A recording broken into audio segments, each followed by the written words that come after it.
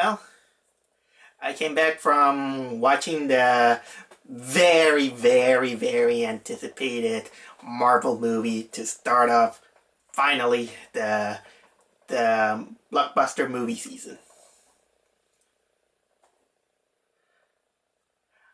I'm not gonna lie, people. I am a little bit depressed.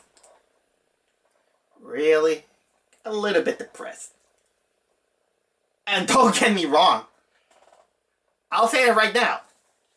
Marvel, the Avengers, Infinity Wars was awesome. I love this movie. I really, really love this movie. So, why am I a little bit depressed? Because... Alright, before I go any further, I'm gonna warn you. If you haven't seen this movie, you better stop right now. Because I'm gonna go a little bit very, very spoilers on, because this is technically not gonna be a little bit of a review on my movie. It's mostly my experience on this movie and the feelings that I have. But whatever, let's continue on. The reason I feel a little bit too depressed is mostly because of the ending. The ending, man, that it feels like a stab in the heart, that somehow you feel that it was worth it. But, you know what? I'm not mad. It's because that's the movie's intention. Okay, so that's my quick version of my whole experience with the movie. But I think it is a good time to tell you a little bit in order about my experience and how do I see this movie. Let's start with the beginning. Right? I'm gonna say this, that I'm one of the few people in this world that is not tired of the superhero genre. I know that there is far in between some good ones, bad ones. I have a little bit of my deal with these awful DC movies. I love the Marvel Cinematic Universe. Although some of them are not perfect, but it doesn't matter to me because I truthfully enjoy the Marvel Cinematic Universe. A few of them. I know that the Fox ones, they're not nearly as good as the ones that are owned by Disney, with the exception of course, Deadpool.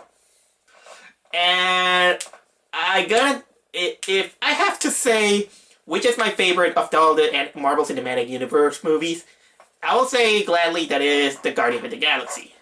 And if I could name which is my worst, for me it's Iron Man 3. Iron Man 3 is personally my worst of all the cinematic universe. But no matter if it's in its downs or decent, we have to admire the whole effort and the whole budget that has been spent on to create this giant storyline that has been building over the years and years. Who knows about the Marvel world? We've been anticipating finally when the big bad guy Thanos appears, and also the relevance of the Infinity Stones. We've been guessing for years and years, and we've been anticipating for a long time. And we've been seeing the rise of these new old heroes. We even welcomed Spider-Man. And now it's game time. We finally reached the long-awaited Infinity Wars, which is gonna be the part one of this whole fiasco and this whole storyline. Let me tell you, getting there wasn't easy. I knew that this movie is gonna be sold out, so I went to see to my local theater website if I could get a reserve seating, which I mostly do now on every single Marvel movie because you know how well they sell. And I was lucky that I got one. The last seat available. That's how lucky I was. It's a good thing that I got a good seat, but it cost me a little bit of my dignity because I had to pick up a handicap seat. It's a good thing that they say that it is okay to take it as long that I give it to a handicapped guy. So, well, nothing happened at least, and I went there. The movie theater was packed. It was full. And honestly, every time when I go to all these long-awaited Marvel movies, you're gonna see a lot of people really excited. I never seen so much excitement, even in a Star Wars movie. At least on the prequels, as far as I remember. The prequels, I've seen people actually really, really excited to be in the movie. They even yell and all this stuff. It is really funny that I didn't get that kind of experience from The Last Jedi. I have my issues with The Last Jedi, and I did make a video on my Facebook channel, but I'm talking about the Avengers Infinity Wars this time. God, that was an experience, and the people was so amazing. They weren't rude. They were laughing out loud or something like that. They were crying out loud. But you know what? I can take it. Because emotion sometimes escapes from us. And as long as you're not obnoxious and you are with the correct crowd, then any yelling or F-bomb that someone cool should shout is wholeheartedly welcome, because that's the point of movies. Movies let us have some kind of experience. And that, I love when movie theaters are like that. This is the reason, this is one of the few reasons why I love going to the movies with all these comic book nerds, or because I'm technically a little bit of a nerd too. I'm not a comic book guy, because I don't have the luxury to buy every single comic book in the world and read them all out loud. But I know a little bit of the gist of it. And so I sit there, and funnily enough, there were almost no Marvel trailers in this movie theater. Not even the one that I'm dreading, which is the Venom. But lo and behold, we finally get there. I went to the movie theater, and then finally the movie starts. And it starts out with Thanos destroying the ship of where Thor and the other Asgardians and also Bruce Banner were. I mean, right on the get-go, you see that the movie is gonna start bleak. Almost everybody dies. Even Loki, the fan favorite Loki dies. Heimdall also dies. Valkyrie's dead too. And well, even the Hulk is defeated. Thanos is going strong. He already had at that point the Power Stone. And at that moment, Bruce Banner is sent to Earth, and Thor is stranding on space, miraculously surviving, because he can survive the vacuum of space, because he's a god. He's a demigod. No, he's a god. He's a god. And at this point, the whole movie, it starts out like the usual superhero, trying to recruit the best people that they can. Problems arises, and in this case, is Bruce Banner telling everyone that Thanos is coming. 2 of the Infinity Stones are on Earth, and he's trying to collect them all in order to in order to almost wipe out the universe, let's say.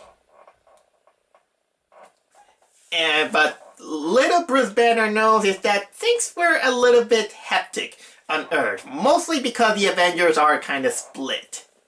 You know, the Civil War thing. So over the course of the movie, we get this bombshell of recognizable heroes going into their own quest, but all have the same goal: trying to stop Thanos from collecting the Infinity Stones. I mean, some of the here are some of the parties that we get to see during this whole scenario. First of all, we got some of Thanos' elite trying to find the stones that are on Earth. One of the Time Stone, Doctor Strange has it. He gets captured and it goes to space. This is where he found. This is where he. We see a rescue mission involving Tony Stark and Peter Parker, Iron Man and Spider-Man. Although I still want to punch Tony Stark at this point. I mean, seriously, Tony, give some respect and treat better to Peter.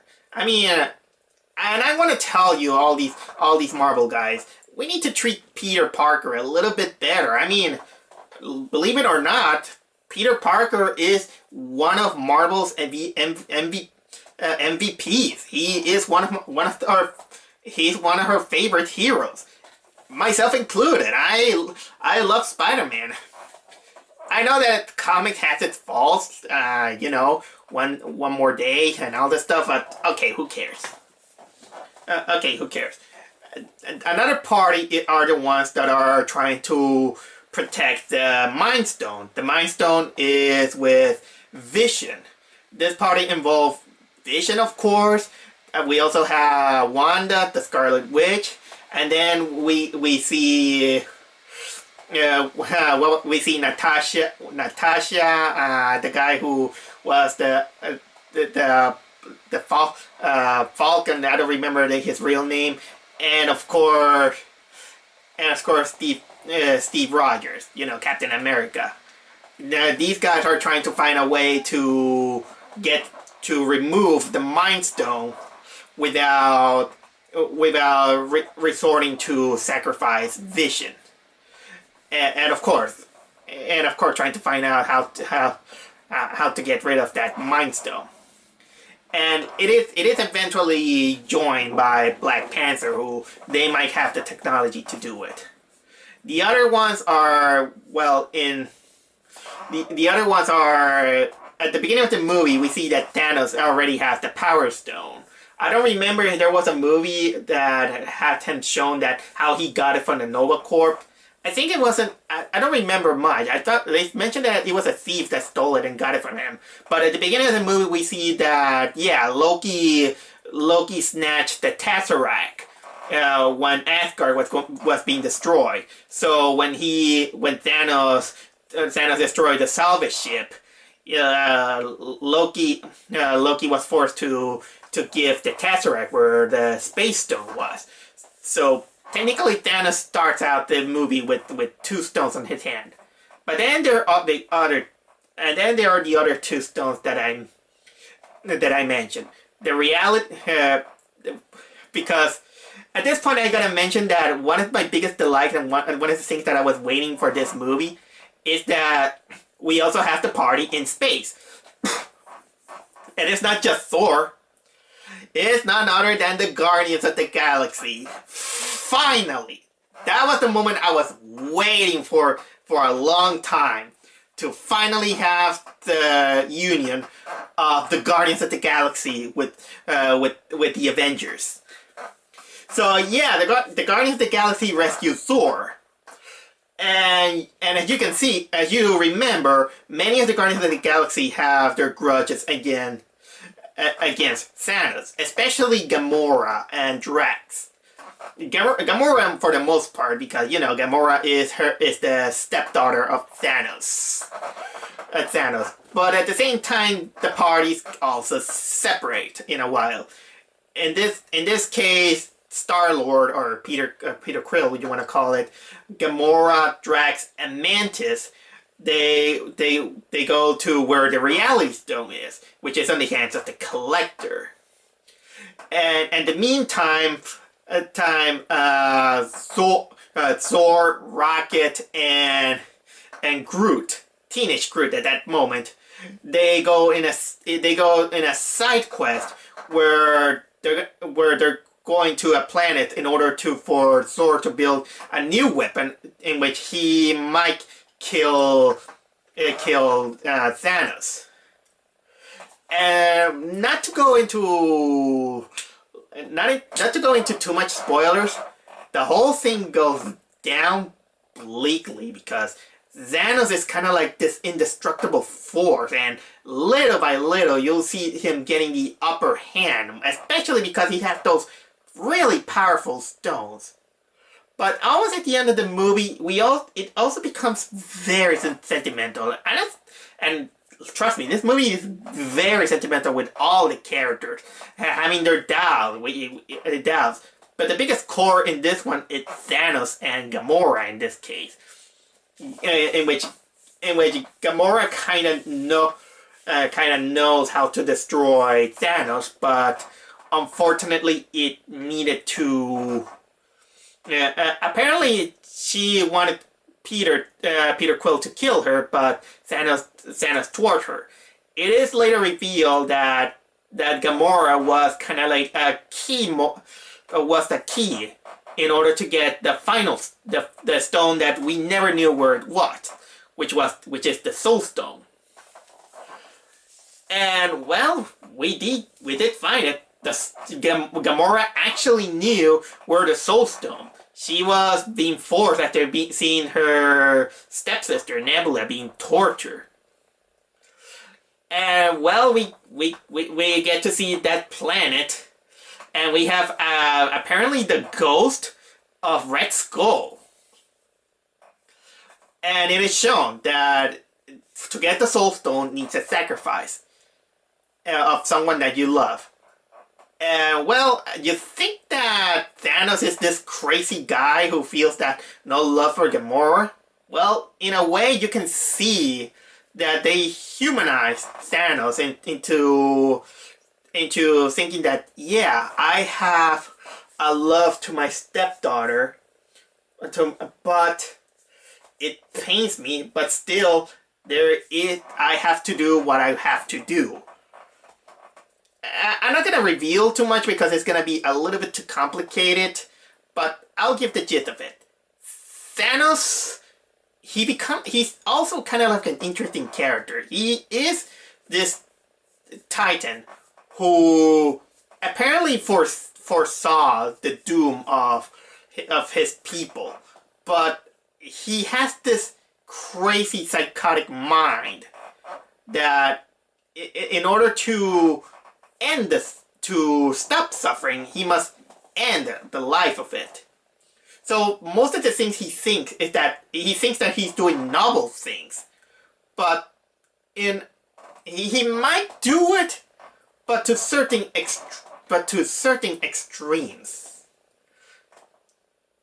He's a guy who he's willing to sacrifice everything in order to get his goal.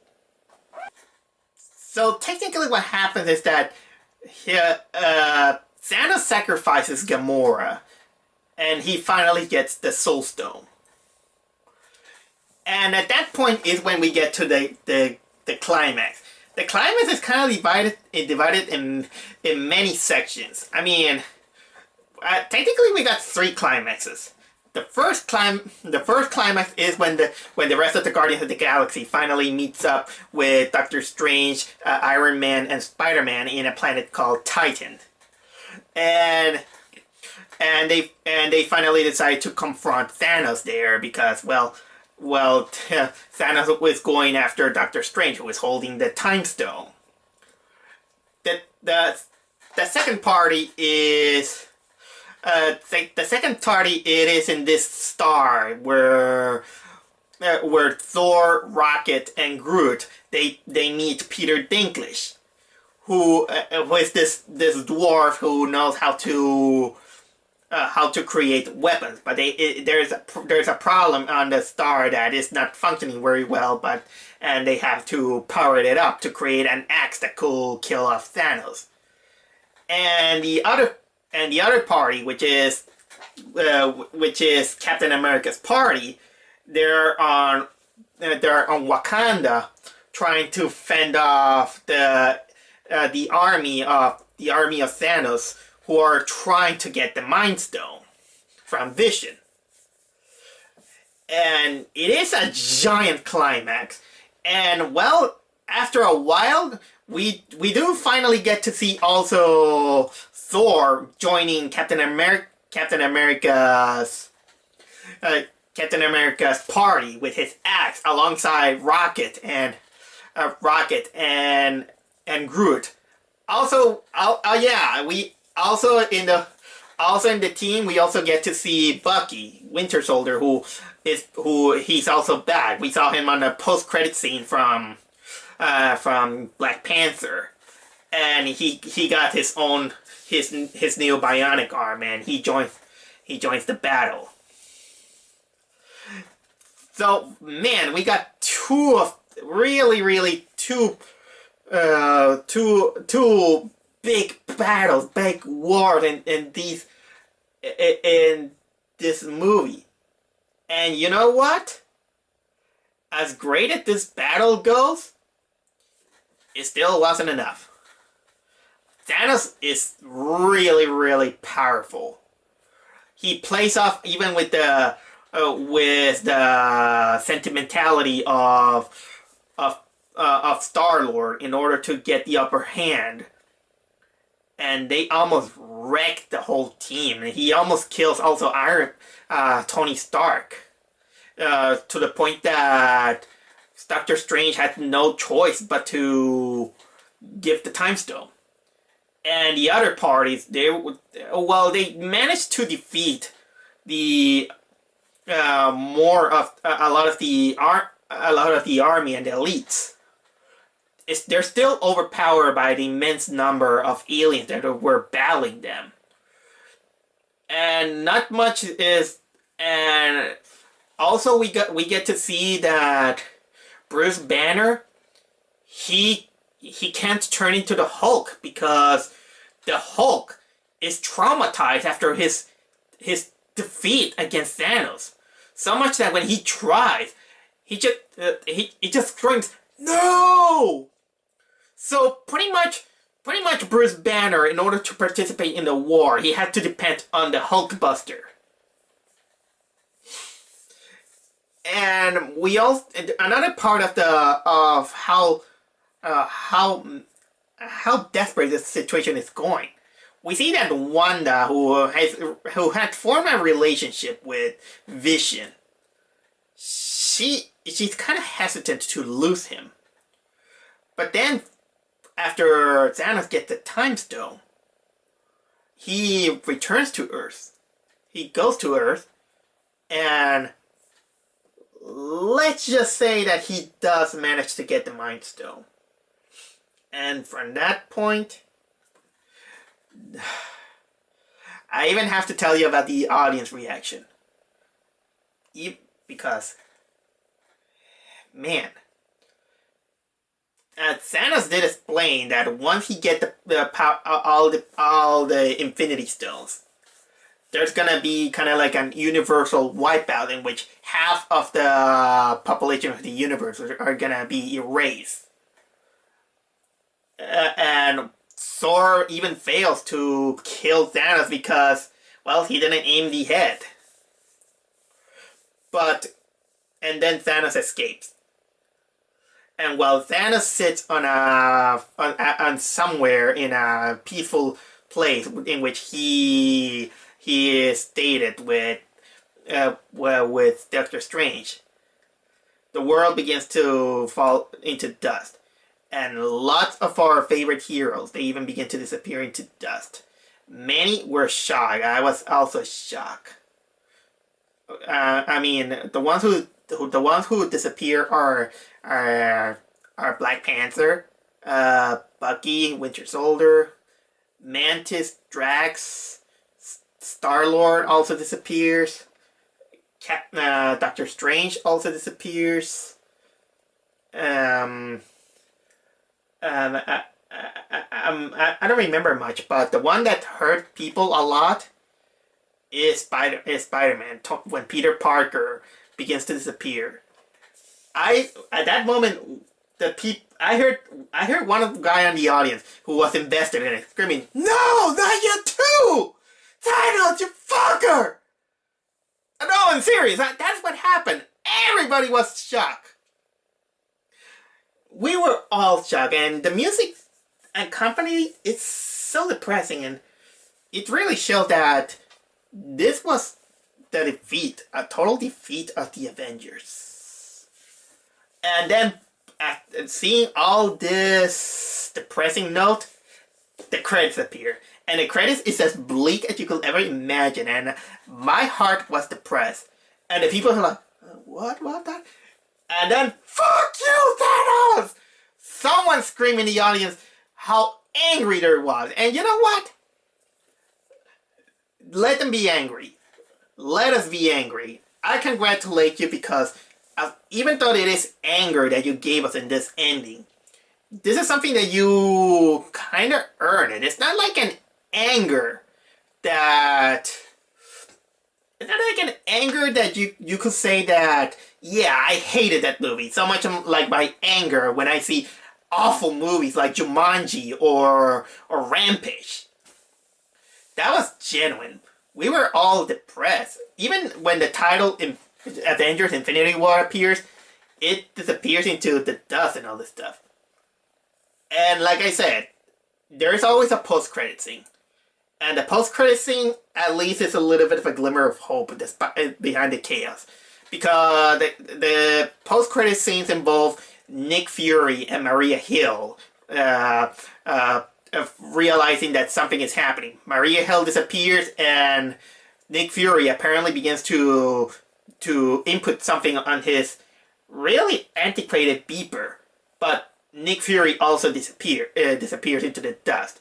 And the glimmer of hope is that in the beeper, apparently it's giving a signal, and then a symbol appears. I remember that when that symbol appeared, the guy who was actually next to me, he was like, "Fuck yeah, yeah, get ready, Thanos." At first I didn't know what was that symbol. I thought it was the symbol of Shield, but how could I say it? It was kind of like a more hexagonal version of the umbrella symbol from Resident Evil. But after being curious about and decided to watch the umbrella, I kind of began to realize that was the symbol of Miss Marvel. Considering that I heard that the next part of that Avengers movie is gonna be next year. I hope it is. But we do have to at least see.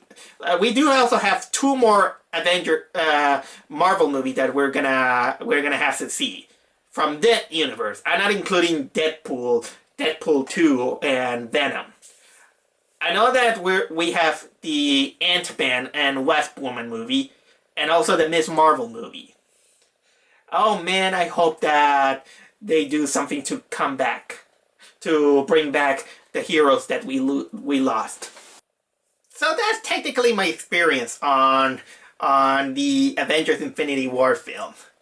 And as you can notice, I haven't even talked so much about the technical things about this movie, because sometimes talking about the technicalities of the Marvel Cinematic Universe is almost pointless unless there's something to talk about it, because if you just watch many of those movies, you're gonna know what they have. Sometimes, in the case of the Avenger, you see the whole passion in it. Although I gotta admit that this Avengers movie is way better than the last Avengers movie, the Age of Ultron. I'm not saying that Age of Ultron was bad. It was kind of disappointing. But that's another story. but why do we get to feel? I kind of feel that this movie should deserve an award because it's not every time we see a movie with a huge cast of actors, especially ones that we recognize. We're talking about the veteran Avengers, the new Avengers, and Guardians of the Galaxy all crammed into one movie, and the movie makes a great job on balancing many of those. I know that they gave priority with the ones that they do have a story semblance to go through, but guess what? They nail it. You can't go with all of them, and sometimes I really like some of the relationship that are hinted there, and even though some of those they always accompanied by a quirky comeback line or a joke or something like that. But what I like is that they do have this charm and sense of humor that I just kind of glee out of it. It has its humor, but I'm glad that Marvel has shown us that when there's darkness and when there is a moment for a laugh, there's a time and a place and a timing, and that doesn't bother me. It's not. For example, one of my favorite parts is during the climatic battle when Rocket is battling again with Bucky. We get this awesome action scene of Bucky and Rocket cooperating, and then Rocket is like, "Hey, how much is for your pistol? How much is for your gun? It's not for sale. Okay, then how about your arm?" What? I kind of like that. I even like some of the potential chemistry that existed in the movie. We also see that there is a likable chemistry between Rocket and Thor, and there is also a little bit of a rivalry between Tony Stark and Doctor Strange. Mostly because I kind of noticed Tony Stark is a tech guy, while Doctor Strange he's a magician, and I also really like that for some reason there is a great chemistry between Peter Parker and Peter Quill. Mostly because they can relate to each other. They both know about pop culture, and apparently it was awesome to see Peter Parker and Peter Quill kind of talking about some movie. Peter Parker then telling updates about what movies came out from his time in Earth, but still I still kind of feel a little bit salty on the relationship between Tony Stark and Peter Parker because for some reason, let's face it, Tony Stark is treating Peter Parker like garbage. It's almost like he doesn't have faith on it. Although, in a way, it is kind of seeing why Tony Stark is like that. He kind of becomes a douchebag ever since he saw the horrors of Thanos on his brain and also, in Avengers: Age of Ultron, he saw the prophetic dream and all that, and things went downhill. That he just become a wreck. He got this PTSD, post-traumatic trauma that he's suffering. Yeah, that he's suffering. There's also this interesting arc that is still going on that I mentioned. Bruce Banner dealing that the Hulk doesn't want to come out because he's too scared to battle Thanos. There's also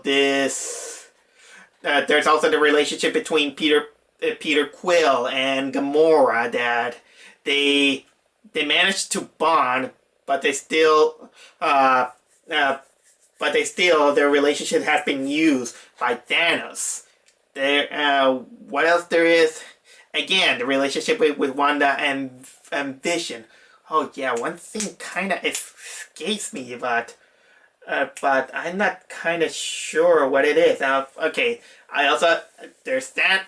We also see that with Thanos. There's you know what you know what. But the point is that it is a roller coaster of emotions. I easily could say that despite being so depressed of the ending, it it just made me feel that I want to root for the heroes.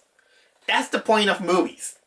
It makes us want to root for what is happening. It is want to give us a glimmer of hope. At least with the cliffhanger. So, how will how will things will hold up? Oh yeah. Yeah. As you can see, there's they didn't explore a little bit too much. Uh, the slight chance that Steve Rogers and Tony Stark will probably be forgiving each other, but this part is gonna be a little bit hard on that. Yeah, two nitpicks before I closed it. My first nitpick. Uh, do you realize that there are two Marvel heroes missing in action? Yep, they did mention them, but they're nowhere to be seen. The two missing in action in this movie are Ant-Man, because maybe it's gonna the next movie that's gonna come out, and Clint, the Hawkeye, because they say that he's gonna be with his family. Yeah, War Machine is there too, also, and I also like that War Machine has no grudge against Steve Rogers after Civil War. And my second nitpick is something that kinda noticed. When the heroes disappear, when Thanos wins, have you noticed that almost all of the heroes that disappear are the new ones? The veterans are the ones who stayed. I mean, all the Guardians of the Galaxy disappeared. The only Guardian of the Galaxy that was left behind is Rocket.